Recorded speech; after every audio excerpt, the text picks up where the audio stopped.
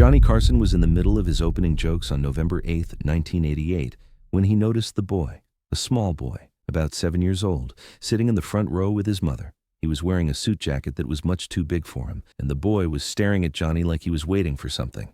He wasn't laughing, wasn't smiling, just staring. Johnny tried to ignore it. He kept going with his jokes, his Nixon jokes, his Reagan impressions, but something about this kid bothered him.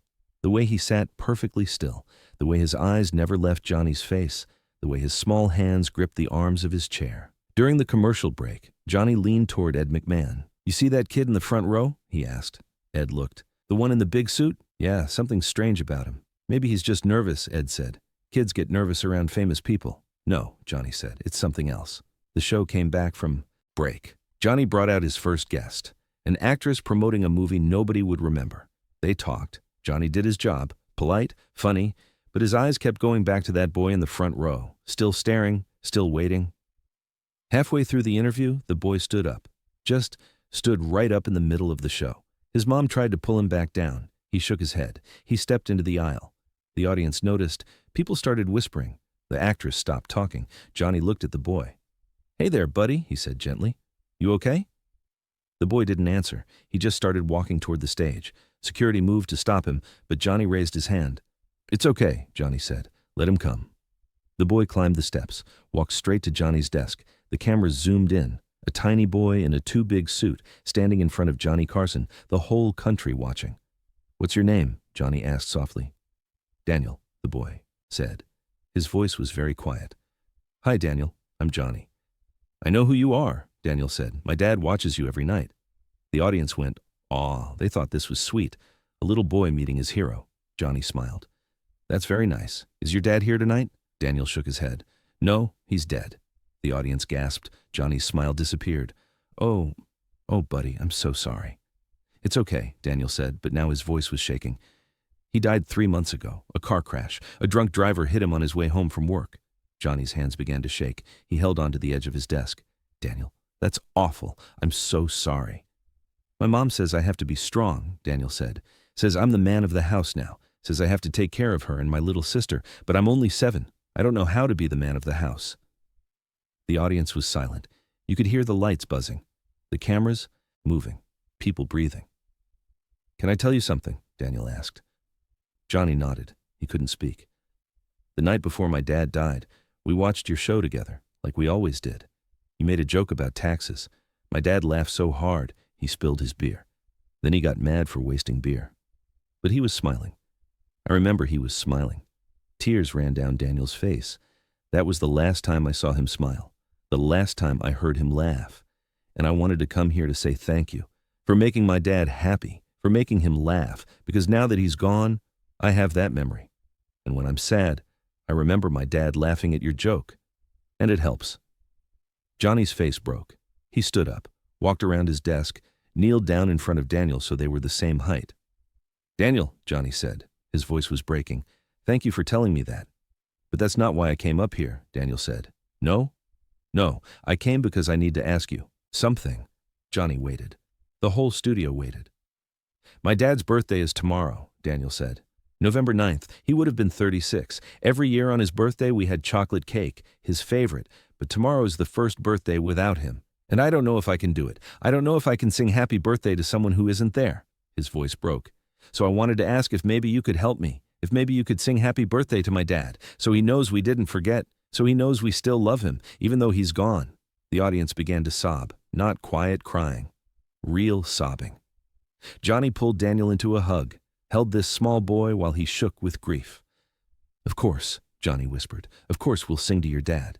He stood up, still holding Daniel's hand. He looked at the camera, at Doc Severinsen and the band, at Ed, at the crew. "Everybody," Johnny said, his voice full of emotion. "Tomorrow is Daniel's dad's birthday. His name was Robert Collins. He was 35 years old. He loved chocolate cake. He loved bad jokes. He loved The Tonight Show. And he was taken too soon by a drunk driver who decided his time was more important than someone else's life." Johnny's voice shook with anger. "Robert left behind a wife, a 7-year-old son, a 5-year-old daughter, and tomorrow they will wake up and face his birthday without him. So I think we should do something for them. Right now, something Robert would have wanted." Johnny looked at Doc. "Can you play Happy Birthday?" Doc nodded, eyes wet. Of course. Everybody in this audience, Johnny said. Everybody watching at home. I want you to sing with us. Sing for Robert. Sing for Daniel. Sing for everyone who lost someone too soon. The band began to play. Slow, soft, beautiful. And Johnny Carson, with his arm around a 7-year-old boy, began to sing. Happy birthday to you. The audience joined in, all 300 people, singing through tears. Happy birthday to you, the camera crew sang. The director sang. Ed sang. Even the actress sang. Happy birthday, dear Robert. Daniel was crying too hard to sing. He just stood there shaking. Johnny held him tighter. Happy birthday to you. When the song ended, the audience stood, gave Robert Collins a standing ovation, a man they'd never met, a man who died too young, a man whose son was brave enough to stand on national television and ask for help, grieving. Johnny knelt down again. Your dad heard that, he told Daniel. I promise you he heard it. How do you know? Daniel asked. Because love doesn't stop when someone dies. It keeps going. And right now, your dad is so proud of you for being brave enough to ask for what you needed, for being honest about how much it hurts. Johnny wiped Daniel's tears with his thumb. Being the man of the house doesn't mean pretending you're not sad. It means being honest about how you feel. It means asking for help when you need it. It means being exactly what you just were, brave enough to tell the truth. Daniel nodded. Can I tell you one more thing? Anything, Johnny said. Sometimes at night I can't remember what my dad's voice sounded like. I try to remember, but it's getting fuzzy. And that scares me more than anything, that I'll forget him completely. Johnny's face did something the audience had never seen before. It broke, completely broke, not just tears. His whole face collapsed, like someone had reached inside him and ripped something out. Oh God, Johnny whispered. Oh, Daniel. He pulled the kid close again. And Johnny Carson, the man who'd hosted The Tonight Show for 26 years, who'd interviewed presidents and movie stars and kept his composure through everything, started sobbing. Not crying. Sobbing. His shoulders shook. His breathing was ragged. Ed stood up from his chair. The cameras didn't know whether to keep filming or look away. They kept filming. I know, Johnny said into Daniel's hair. I know what that feels like. Daniel pulled back. You do? Johnny nodded, wiped his eyes, tried to compose himself, failed. My son died, Johnny said, voice barely working.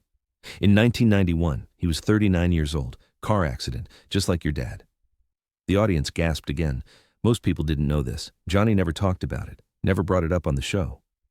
His name was Richard, Johnny continued. Ricky, and I know exactly what you mean about forgetting the voice, about being scared you'll lose the memory. Johnny sat down right there on the stage floor. Daniel sat next to him. 2 people grieving, one famous, one nobody knew, both broken. I have recordings of Ricky, Johnny said, home videos, old tapes, and sometimes I watch them just to hear his voice, to remember how he laughed, how he said my name. Johnny looked at Daniel. Do you have any videos of your dad? Daniel shook his head. We don't have a camera. Then we're going to fix that, Johnny said. He looked at his producer off camera. Fred, call Sony, tomorrow. I want them to send Daniel's family a video camera, the best one they make. And I want it delivered with a note that says it's from Robert so they can record their memories, so they never forget. The audience applauded, loud. Daniel was crying again. But for tonight, Johnny said, I want you to close your eyes. Can you do that? Daniel closed his eyes. Now think about your dad's voice. Think about what he sounded like when he laughed, when he said your name, when he told you he loved you. Daniel's face scrunched up, concentrating. Do you hear it? Johnny asked. A little, Daniel whispered. Good. Hold on to that. And whenever you're scared you're forgetting, do this. Close your eyes and listen. The voice is still there. The memories are still there. They don't go away. They just get quiet sometimes, but they're always there. Daniel opened his eyes. Does it get easier? No, Johnny said honestly. It doesn't get easier. You just get stronger. You learn to carry it. You learn to live with the hole they left behind. And some days are better than others, but it never really gets easier. That's sad, Daniel said. Yeah, Johnny agreed. It is sad, but you know what's not sad. What? Your dad loved you so much that losing him hurts this bad. Some people never get loved like that, never have someone who matters enough to grieve. But you did. You had a dad who loved you so much that his loss broke your heart. And that's something to be grateful for, even when it hurts. Daniel thought about this. I never thought of it that way. Most people don't, Johnny said. But it's true. The pain you feel is proof of the love you had. And that love doesn't die. It just changes shape. Johnny stood up, helped Daniel stand too. I'm going to do something I've never done before, Johnny said. Okay?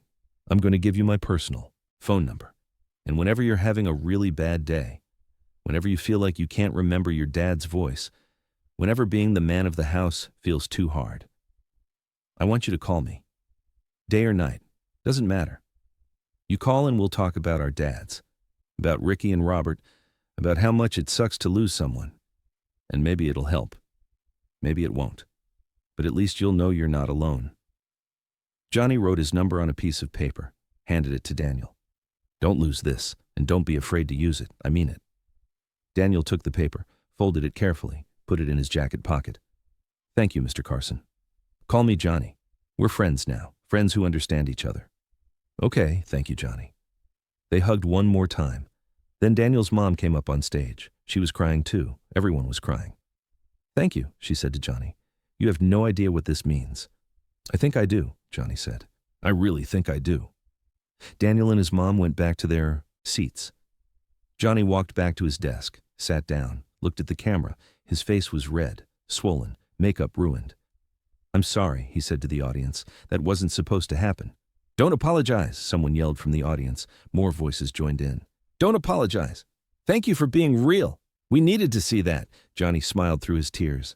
I've been doing this show for 26 years, and I've always tried to keep it light, keep it fun. Don't bring the heavy stuff. Don't make people sad. But sometimes the heavy stuff shows up anyway, and when it does, all you can do is be honest about it. He looked at where Daniel was sitting. That kid taught me something tonight. He taught me that asking for help isn't weakness, that being honest about pain is braver than pretending you're fine, that sometimes the strongest thing you can do is admit you're broken. Johnny took a breath. My son died 7 years ago, and I've never talked about it on this show. Never. Mentioned it, thought it would be too sad, too heavy. Thought people tuned in to laugh, not to cry. But Daniel showed me that maybe people need both. Maybe we all need permission to be sad sometimes, to admit when we're hurting, to ask for help when we need it. The audience was completely silent, listening.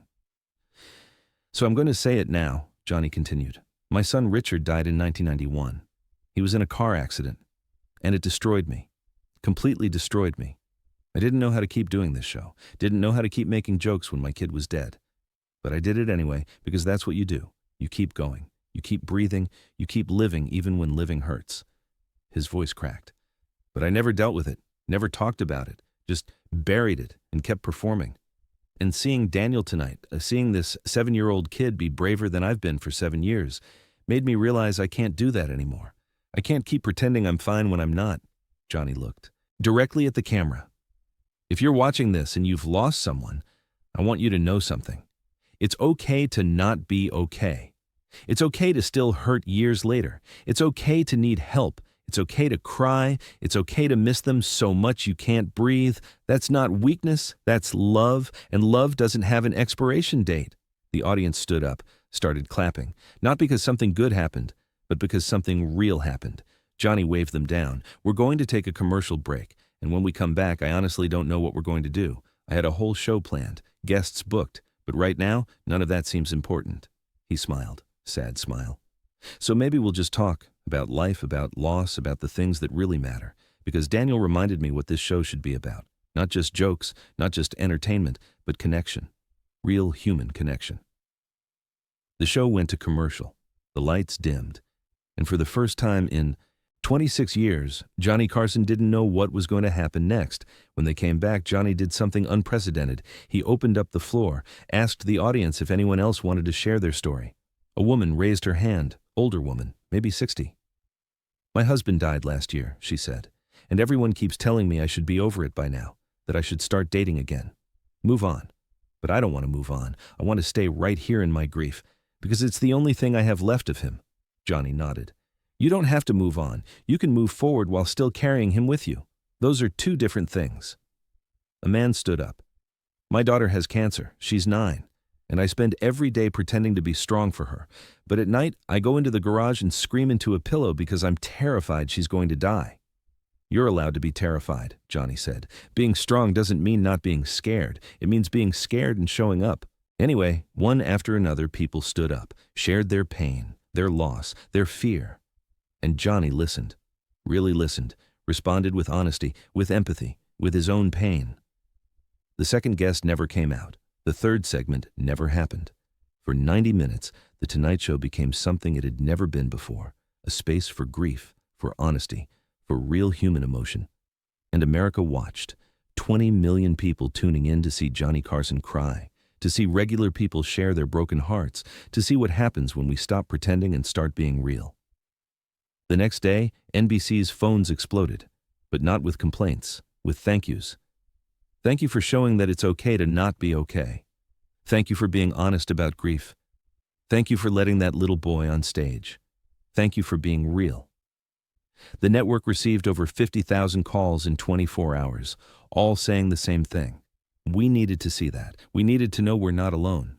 Daniel's family received their video camera 2 days later, along with a note from Johnny that said, "For Robert's family, record everything, the laughs, the tears, the stories, the memories, so you never forget the sound of each other's voices. Love, Johnny." They used that camera for years, recorded birthdays, Christmases, regular Tuesday nights, built a library of memories that Daniel and his sister still have today, and every tape started the same way. Daniel or his sister saying, "This one's for Dad." Johnny kept his promise. Daniel called him 3 times over the next year, once on Christmas, once on Father's Day, once on a random Tuesday when the grief got too heavy, and every time Johnny answered. They'd talk for hours about their people, about their pain, about how to keep living when someone you love is gone. "Does it ever stop hurting?" Daniel asked during one call. "No," Johnny said, "but you get better at carrying it. The weight doesn't change. You just get stronger." "I'm tired of being strong," Daniel said. "Then don't be. Not today. Today you can just be sad. Tomorrow you can be strong again." That conversation lasted 3 hours. Johnny missed a dinner party. Didn't care. This was more important. In 1992, Johnny retired from The Tonight Show. His final episode aired on May 22nd. And guess who was in the audience? Daniel, now 11 years old, sitting in the front row with his mom and sister, wearing a suit that actually fit this time. At the end of the show, during Johnny's final moments on air, he looked at Daniel. "There's a kid in the audience tonight who taught me something important 4 years ago. He taught me that being real is more important than being entertaining, that honesty matters more than performance, that sometimes the best thing you can do is admit you're broken." Johnny smiled.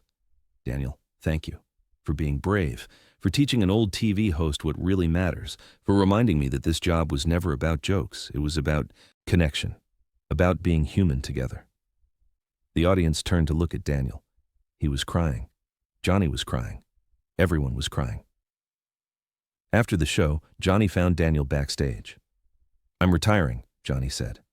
"I know," Daniel said, "but I'm not retiring from being your friend, so you still have my number, and you can still call whenever you need to." "What if you need to call me?" Daniel asked. Johnny smiled. "Then I'll call you. Deal?" "Deal." They shook hands, then hugged. 2 friends who met because of grief, who helped each other survive it. Johnny Carson died in 2005. He was 79 years old. Daniel, now 24, spoke at his memorial service. "Johnny Carson was my friend," Daniel said to the crowd. "I know that sounds weird. I was 7 when we met. He was famous. I was nobody. But he treated me like I mattered, like my pain mattered, like my dad mattered." Daniel pulled out a worn piece of paper. "This is the phone number Johnny gave me 21 years ago. I've called it hundreds of times, even after Johnny retired, even after he stopped appearing in public. He always answered, always had time, always reminded me that I wasn't alone." His voice broke. "The last time we talked was 2 weeks ago. I called to tell him I'm getting married, that I'm starting a family. And you know what he said?" Daniel smiled through tears. He said, "Your dad would be so proud. I'm proud too." And then he said, "Remember to record everything, every moment, so your kids never have to wonder what your voice sounded like." The crowd was silent. "Johnny taught me that grief doesn't end, but it changes. It softens. And if you're lucky, if you're brave enough to ask for help, you don't have to carry it alone. You find people who understand, who see you, who remind you that love doesn't die when people do." Daniel looked at Johnny's widow. "Thank you for sharing him with me, with all of us. He changed my life, saved it probably, and I'll spend the rest of my life trying to be as kind to others as he was to me. Daniel has 3 kids now, 2 boys and a girl.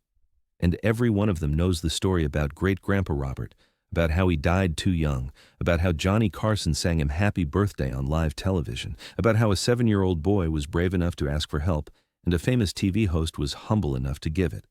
They watch the tape sometimes, the whole family.